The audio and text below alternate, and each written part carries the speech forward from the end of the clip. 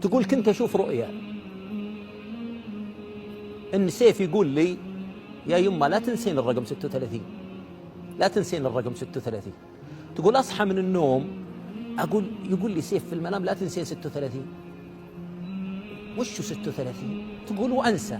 واليوم الثاني أو اللي بعده أشوف سيف يقول لي يا يمه لا تنسين 36. المرة الثالثة شفته يقول لا تنسين 36. تقول سجلتها بورقة وحطيتها بشنطتي، قلت لا بد إني أسأل معبر وش هو رقم 36.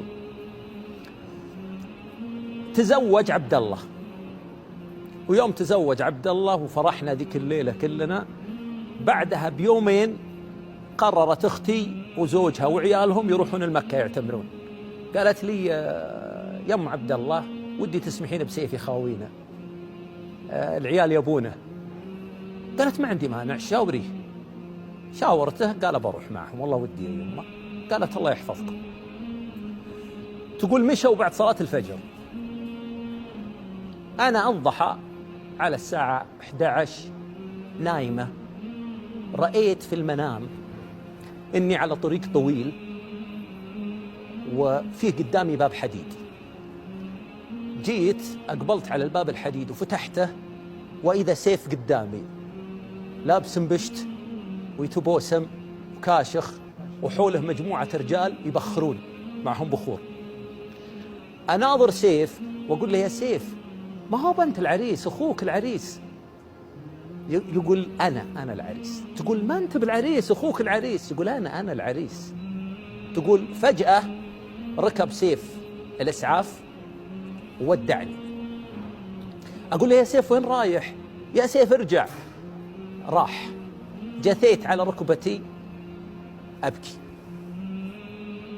ثم صحيت من النوم قبل أذان الظهر، رحت للصالة لقيت زوجي بالصالة ضايق صدره وقاعد. وراك يا أبو فلان ما كلمني، وراك يا أبو فلان ما كلمني، وراك يا أبو فلان كلمني.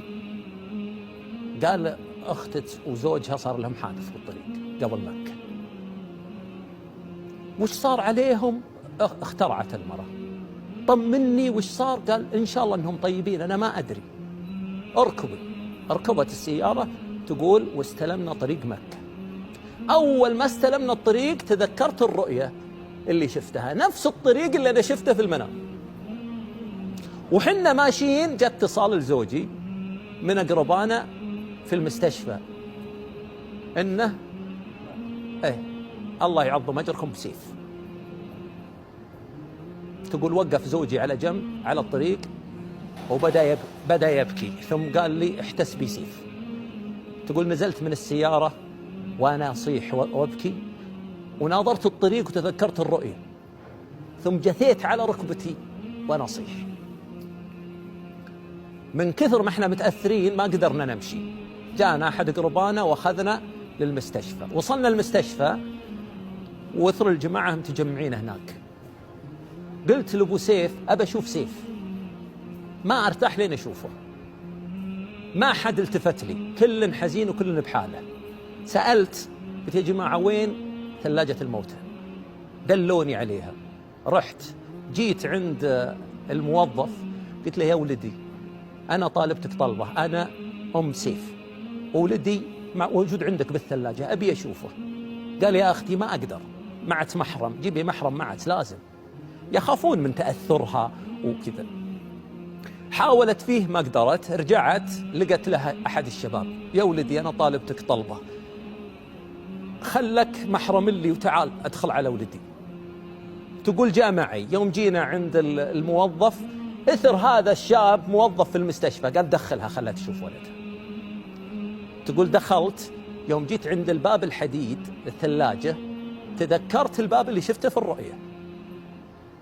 تقول يوم فتحته قال لي افتحيه. يوم فتحته ويهب عليه هواء مثل اللي هب عليه في الرؤية. شفت سيف ويدينه على بعض بوضع الصلاة مبتسم بارد. أناظره ودي حضنه ودفيه.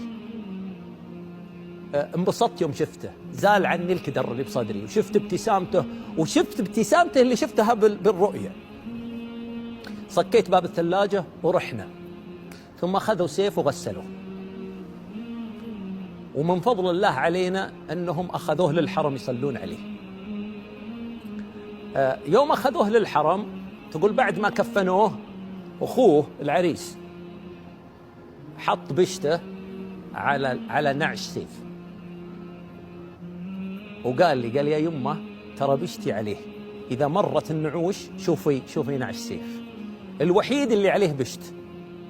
تقول العجيب إني واقفت نناظرهم وهم شايلينه، وبالمصادفة اللي يبخرون الحرم قدامهم يبخرون، وتذكر الرؤيا يوم إنه يبخر في المنام.